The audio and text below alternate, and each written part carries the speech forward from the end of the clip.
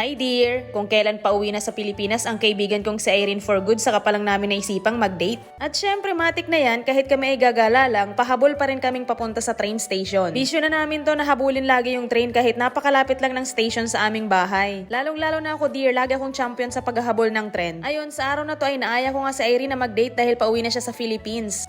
Pero bago kami tumuloy sa aming pupuntahan ay dumaan muna kami sa Yamato para magpadala ko nitong ulam. At pagkatapos nga namin sa Yamato ay lilipat naman kami sa ibang ruta ng tren at habang daan nakita pa nga namin si Mel na pauwi galing sa work. Si Irene nga pala ay kabatch ko at kaklase ko nung nag-aaral kami ng Nihongo. At kagaya ko maglilimang taon na rin siya dito sa Japan. Ang kaibahan nga lang ako nakauwi na ng 2 beses, siya ay hindi pa talaga. Personal choice niya na hindi umuwi sa Pilipinas para magbakasyon sa loob ng almost 5 years namin dito sa Japan. For the ipon goals kasi tong kaibigan ko.